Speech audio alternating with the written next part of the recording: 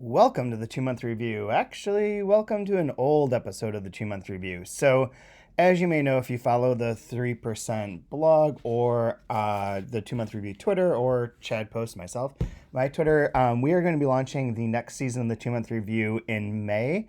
And it will focus on the third volume of Rodrigo Fresán's amazing trilogy that consists of the invented part, the dream part, and now the remembered part. The Remembered Part is a giant and incredible book, very rich, very fulfilling in terms of summing up and completing the trilogy. But before we dive into it, it felt like a good idea to try and remind everyone what happened in the first two volumes. The very first volume, The Invented Part, was the very first season of the 2-month review. So to celebrate Rodrigo, to emphasize his importance to both Open Letter and this podcast and everything else, I thought we would rerun all of the episodes from the Invented Part season and the Dream Part season, giving anyone who hasn't heard them before a chance to listen to them, but also anyone who's interested in joining up in this next season, focusing on the third volume of the trilogy. This could be a good refresher. I personally think I need it. My brain is just mush these days. So enjoy your re-listen or first listen to all of these forthcoming 2-month review podcasts. Subscribe to us, like us on YouTube, like us on Apple or whatever you do there. You rate things, like us, follow us on Twitter. We're at 2-month review, and have fun. Rodrigo is a blast. His books are wild, and I'm sure you're going to enjoy all of this.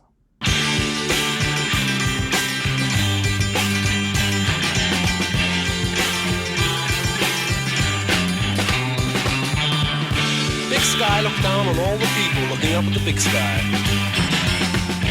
Everybody's pushing one another around. Welcome to the 2-month review. This is the podcast that's produced by the 3% podcast, covering one book 2 months at a time.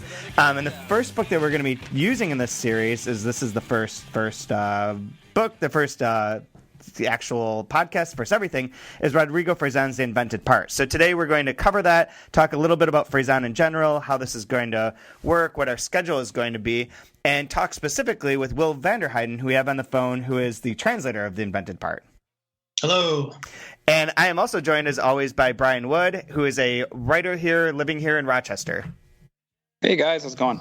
And he's got other things, but we'll get into those later. One thing that I want to say to start out with is that this is going live on May 16th, which is the official pub date for The Invented Part. Very cool. Where can you buy the book? Because I went to the library to try to get one because I don't want to buy books, because it's expensive. But if I did have money, where would I buy the book? So theoretically, the book is actually already available. It's available at all points in time through the Open Letter website. On the Open Letter website, if you go to checkout and you use the code 2, the numeral 2 month, you will get a discount off of the book and I believe free shipping.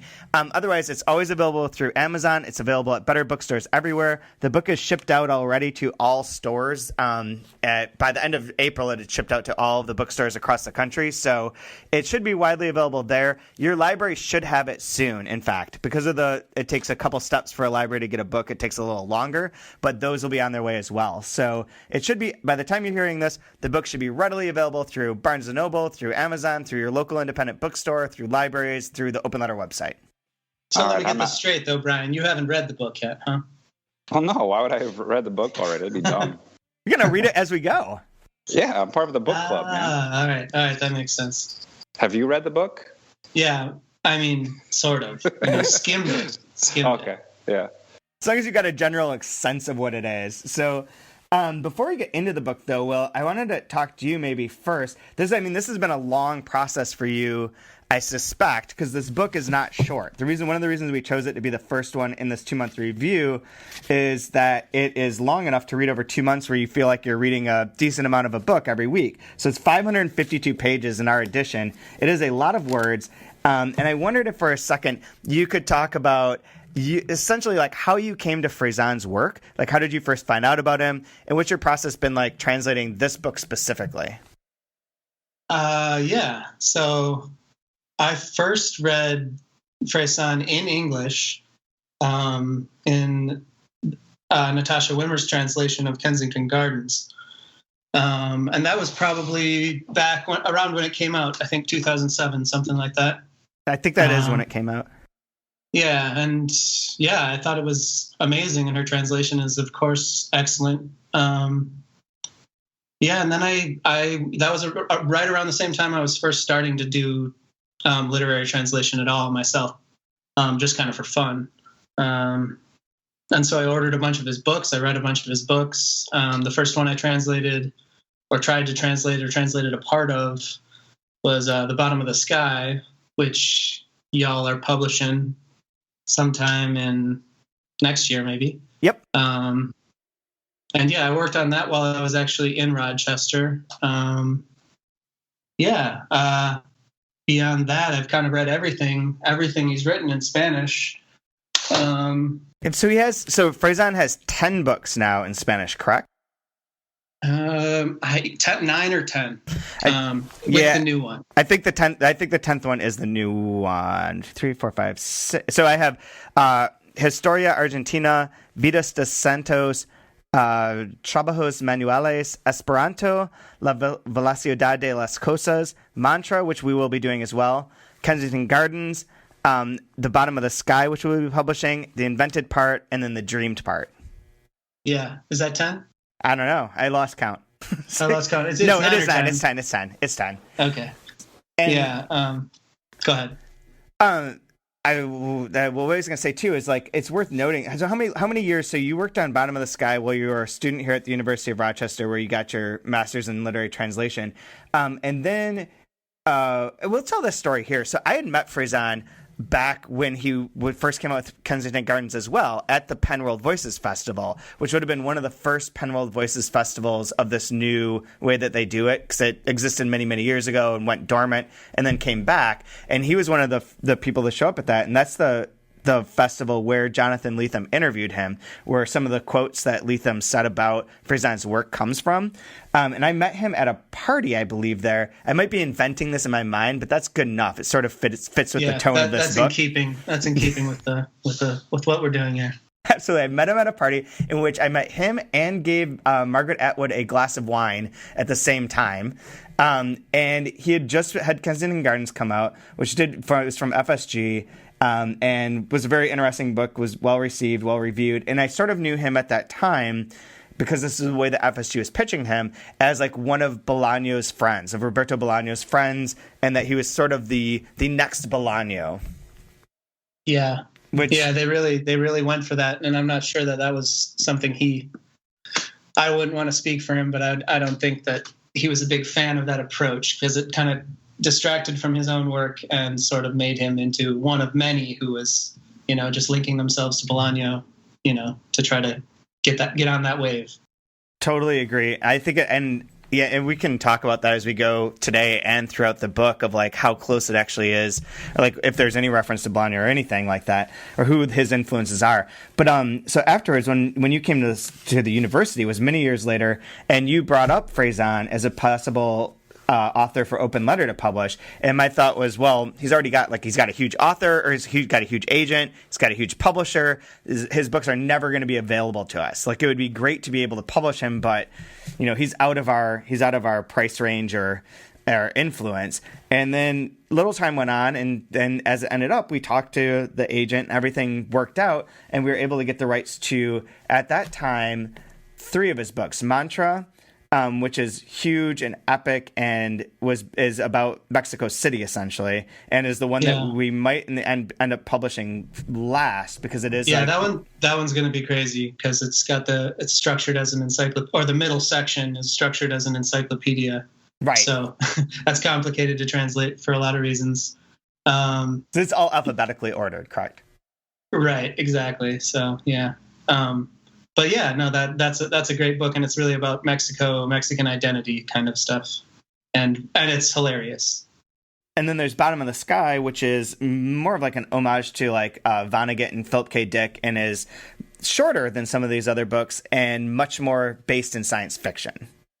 Yeah, kind of an alternate history of science fiction, maybe. That's a good way to pitch it. Yeah, and yeah, it's a fascinating book. It's one of my favorite of his books. It's shorter. I think interestingly enough, it's the only one of his books that he hasn't changed and added to and edited in subsequent editions. and he wrote it while he was in the U.S. and it's very much set in the U.S. and in some ways related to 9/11 and the war in Iraq. It's fascinating. Absolutely is. That is something I want to get to too. Is that he doesn't necessarily write. We have this idea that people who are writing from a certain country will write about that country. So there's a lot of times people talk about like, oh, I want to read a book from a Romanian author to learn about Romania. And Fresán totally upends that by being an Argentine author living in Barcelona who's writing about America, or in Kensington Gardens about England, and J.M. Barrie, the Peter Pan writer, and in The Invented Part writing a lot about Fitzgerald, and like he's sort of all over the place in terms of location. Which is that's something that I get into in an interview that I've done with him a bit, and he sort of describes it as something that's definitely an aspect of being an Argentine writer. Tracing back to Borges, who was himself obsessed with Anglophone literature, and sort of like looking outward and like having a right to do that because Argentina is sort of his response to my question about this is much more interesting than my description of it.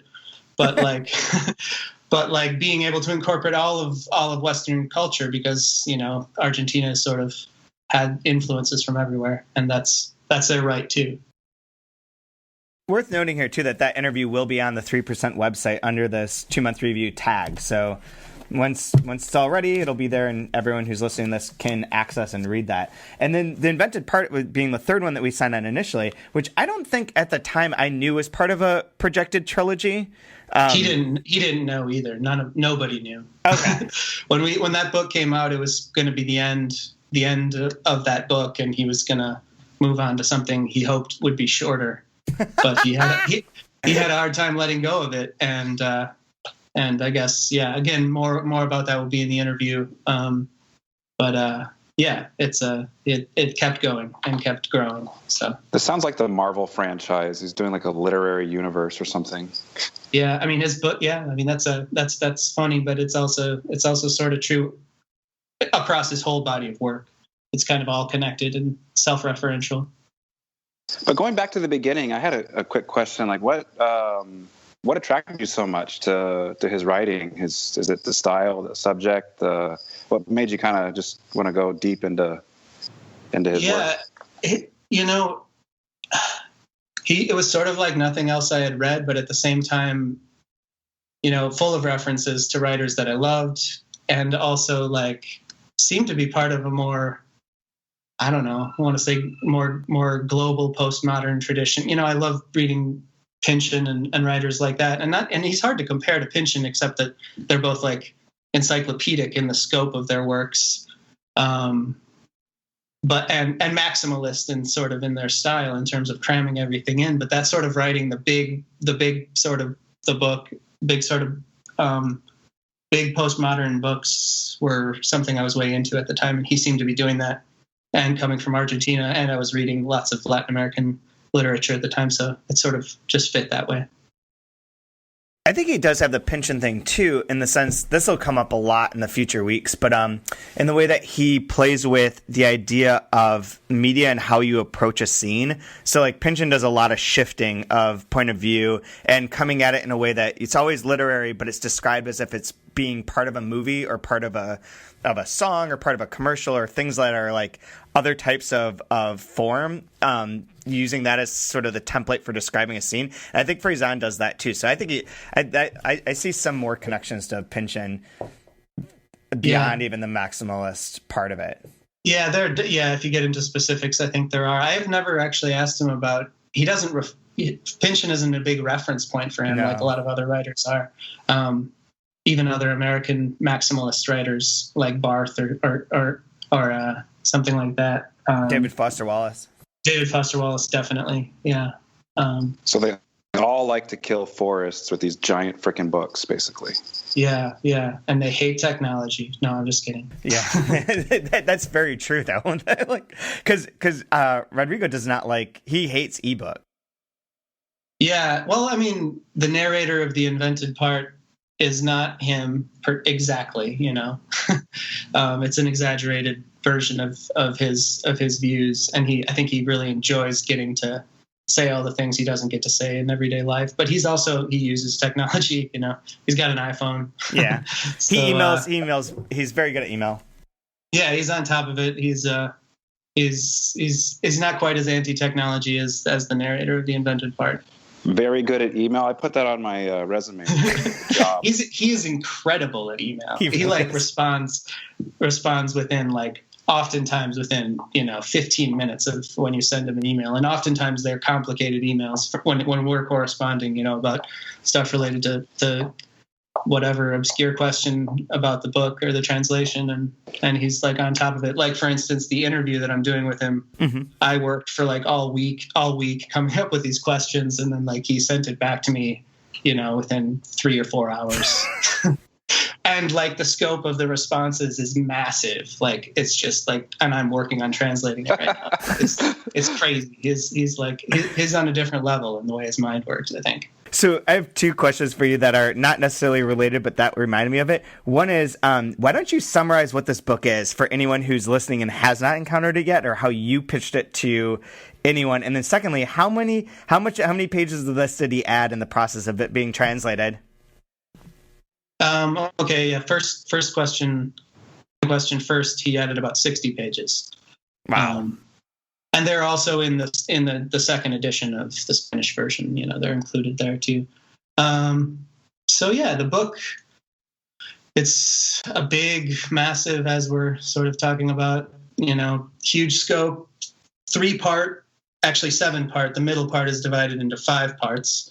They're all novel or novella length parts.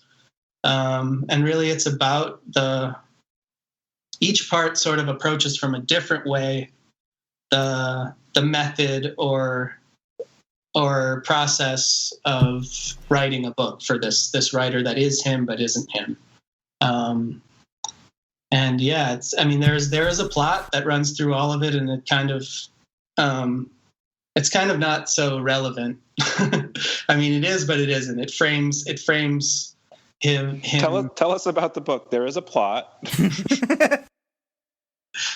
Well, Chad, you can summarize the plot. It's that. We did it a million times. On our in the jacket copy or whatever. That has a great summary of the plot.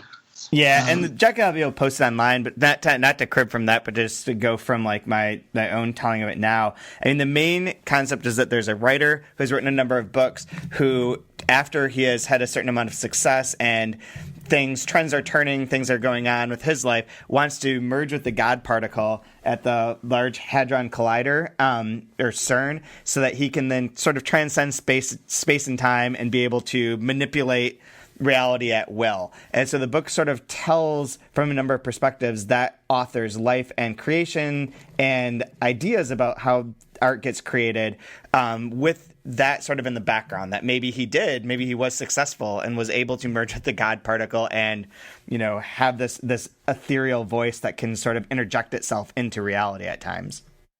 Yeah, there are parts that are written as if it was successful, and then the last part, and I don't want to spoil anything here, kind of undercuts everything.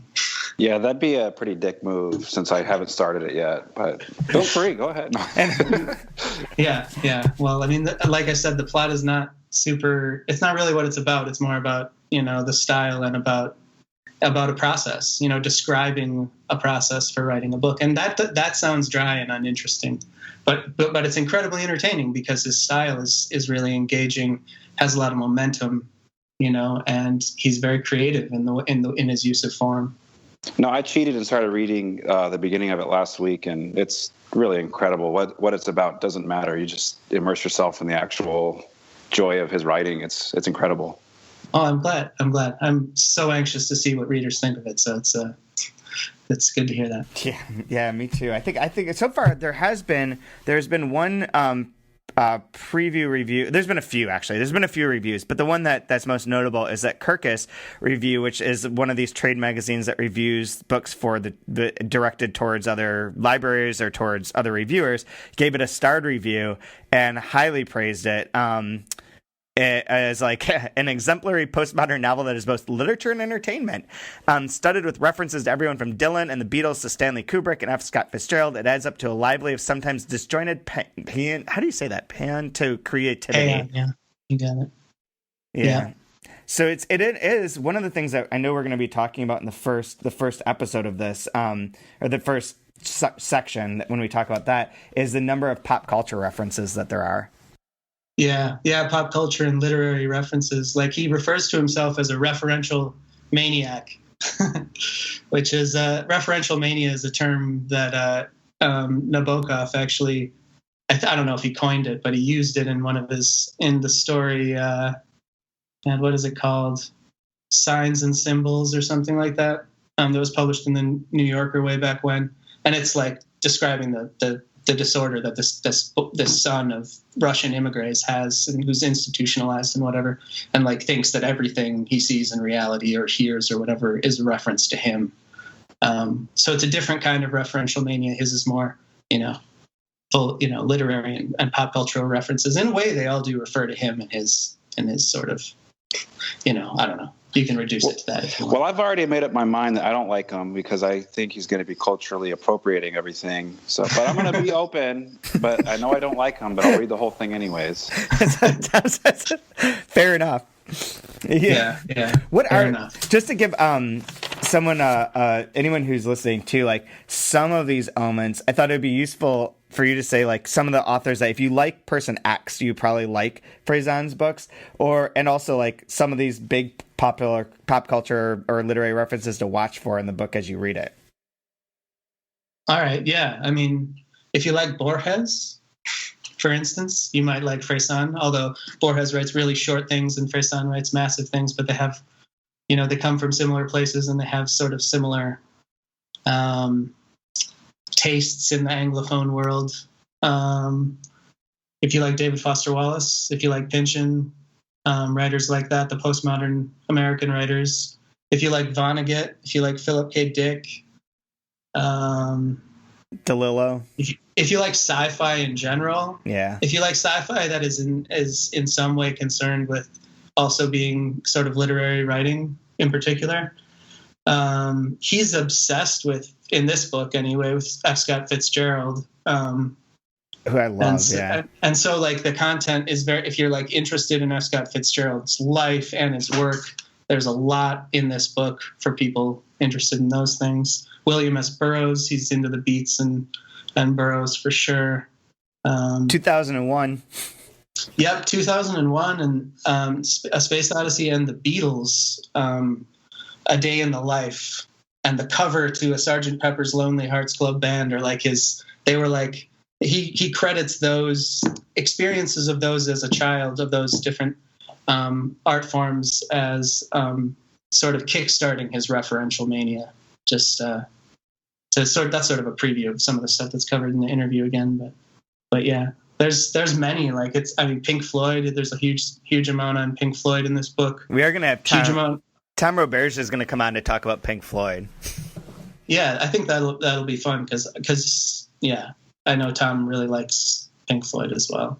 So yeah, there's a lot of that in there. A lot of Pink Floyd, a lot of Bob Dylan.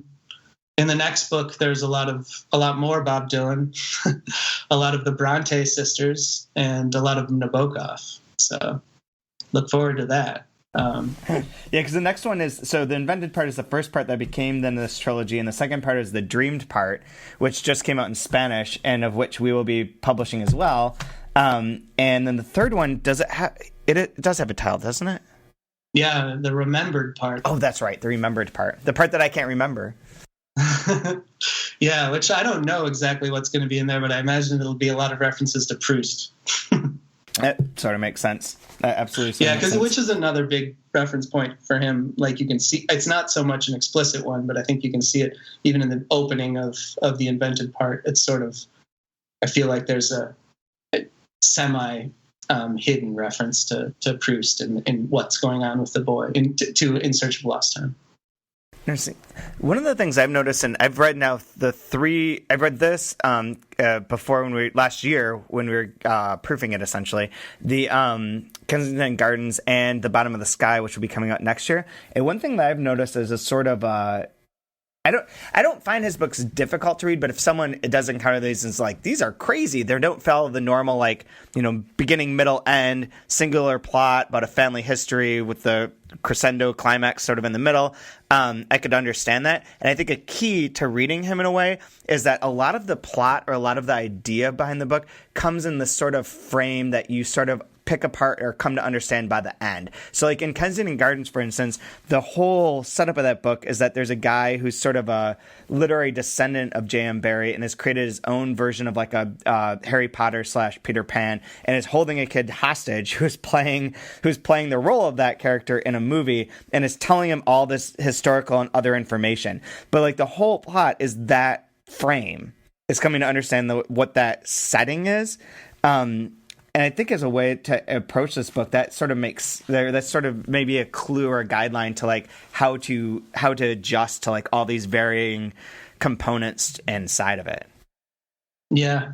I think that's a smart way of looking at it. It definitely, there's a circularity, and I mean, most of his novels are structured in this 3-part way, and even in this book, he sort of circles back on the beginning, even rewriting some of the beginning in the last part. And yeah, definitely things are made somewhat clear, but nothing's really explained. I mean, at the same time, everything's kind of explained in this book. Like this book tells you exactly what it is. From like, he's the most like hyper self-conscious writer that I know, and and the postmodern writers, especially like David Foster Wallace, are very much known for that. Like you see it like in the opening page of this book, he's referring to his own orthography in the first paragraph. He's talking about his own use of parentheses and like, getting ahead of anybody who's going to judge or criticize him for that.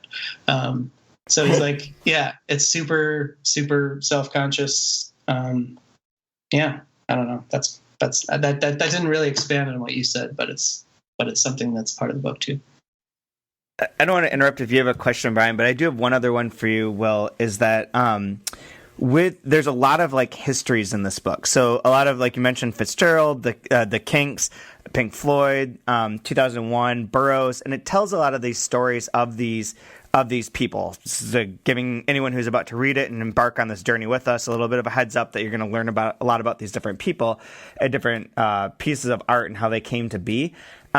As a translator, were you at all challenged by wondering if you were, that you were getting the facts right? Did you have any kind of concern that like you're translating what he wrote there, or that you should research and make sure this is the story of how William Burroughs did X, or this is what this is about? Or did you just translate as was and not question that and wonder if there is any like slippages of Fresán or the narrator in this book sort of inventing something for history and not being 100% accurate? That's a good question. So all of his books include a long list of acknowledgments at the end, which includes references to the authors and books that were used and not only authors and books, but songs and bands and everything, all the media that that went into writing the book. And so like for the case of the Burroughs and Joan Vollmer story that gets told in there, there's a lot of biographies and stuff that he refers to and stuff in the back. So I'm able to find those if I think if I'm worrying about getting the facts straight, I'm able to find those books and read them and sort of figure it out. But he also does those stories. He does what he wants with them. It's fiction. So, he's not beholden to the facts of those stories. And so I don't think the translation is either, to a certain extent, like they're playing with reality. They're not like trying to retell the history exactly, if that makes sense. Yeah, absolutely. I like that there's a few things that are in parentheses in the back list of all of this is pages. There's essentially like 2.5 pages of references that are in like single paragraph format. So it's not like one, like a list. It's like a ton of stuff. And there's a few things that are in parentheses, including you and I. We're both in there, thinking both of us in the middle. And also there's a great one that just says, it's listing like Ray Davies and the Kinks, Marta Diaz, Ignacio Echeverria, William Faulkner, almost. I know, that one's hilarious, because I mean that's a big thing that comes up, and I just saw that myself. It comes up in the book that the narrator of the book is trying to read Faulkner all the time, but never has really. And it's funny because Faulkner is like considered to have such a big impact on Latin American writers, like he's referred to all the time, and I think he plays with like the different tropes of Latin American fiction and our ideas about it. And yeah, I love that almost because the writer who is the narrator of the book is dragging around with him at the end in the final section a suitcase that is possibly anyway full of Faulkner books that he's never read. Oh man. So yeah, I don't know. Maybe he'll write a fourth edition to this trilogy that's all about when he finally reads Faulkner. Well, I tried to read Faulkner through the winter, and I thought I had a stroke or something. I didn't realize the shifting narration. I was like, screw this book, man. I'm not going to do this just because I have to. So I second that. Almost Faulkner, not quite. Whatever. Yeah, almost. I agree. I've read some Faulkner, but Faulkner is one of my all-time favorites. I mean, he's amazing for sure. There's some whatever, Chad. You're just being contrarian. Whatever. Yeah, like usual. Like usual. But there was one other thing I was going to say is that I was just going to say that we have, just for people who are ready to follow along and that have been enticed into buying the book or wanting to read it with us, that the first episode covering the book will take place. We'll go live online on June 1st, and it will cover the first part of the book, which is called The Real Character, and it goes from pages 1 through page 45. So not a huge amount to read, but if you read that, we will be discussing that on the podcast that goes live on June 1st. And Jeremy Garber of Powell's Books and the Best Translated Book Award jury will be on there to talk about that. And just one more, you said we can get it at 3%, and there's a code for discount, right? Yep, 2 month. The number 2 and then month, you'll get 20% off, and you can order it through there, or you can also get it through your local bookstore or through Amazon. And that's the Open Letter website, not the 3% website. That is the Open Letter website, which is openletterbooks.org. Should make sure I do all those things. One other thing I forgot to mention, though, is, Will, you received 2 awards to help you with your translation of this. Yeah, thank goodness. And do you want to say what those are? I wouldn't have been able to do it in the time frame otherwise, because one was from the NEA and one was from the Landon Foundation, and that was a residency that really helped me get through the first draft. Yeah, you're way too humble. You received 2 major awards. Oh yeah, I guess I did. Jeez, that's really awesome. Yeah, it was so helpful. I would love to be able to get those. I know all translators would love to be able to get that sort of support for, especially when you're doing a really big book, because they're a hard thing to get paid for. And I mean, not to say anything about Open Letter not paying me. They clearly paid me for it, but it's just like, it's, a book like this is just so much work. And yeah, I mean, a lot of fun, but at the same time, it sort of consumes a lot of time and a lot of your life. Absolutely. But, so what other, do you want to pitch any other books that you're working on or projects you're working on, or any other books that you think people of your translations that people should check out? Well, I would say they should check out the Labe books you guys have published. Right on. Navidad Matanza and Loquela, I think, are Labe's one of my favorite writers and just an awesome guy. And we're going to do another one of his books in the next couple of years, right? Yep. That's sort of the plan. Absolutely. We have the contracts. They are signed. Nice. And I'm working on a book by another Argentine, a woman, Fernanda Garcia Lau. Mm-hmm. And the book is called Out of the Cage. And Phoneme will be publishing that, in 2018 sometime, I think, in the fall maybe. And yeah, that's super awesome. She's crazy. I mean, another crazy Argentine who's, that's all I'll say about that. I've also translated a collection of her poetry that I think they're going to publish. And Yeah, those are that and the Labe and the next Fresan. Those are my projects right now. I'm getting married next week, so I'm, Oh, that's brutal. Sorry. Dealing with that. And going to Puerto Rico, so it'll be fun. Yeah, that's amazing. Super they'll amazing. Appreciate the business. Ouch. Oh man! And Brian, do you want to? I should say that everyone can follow if you go on 3%, where you can see the post for this podcast. Some other links on there, and we will be posting additional things about the books that go up that are about the invented part or about anything in the 2-month review that goes outside of the podcast themselves. But we will also, in addition to that, on Goodreads, if you're a Goodreads user and member, if you go to the community section and go to groups and type in 2-month review, you will find a forum, essentially, where we will be discussing each of the episodes and parts of the book. So if you want to join in, you're more than welcome to come in, throw out your comments. We'll read some of them online and react to them, or read some of them on the podcast and react to them as we can.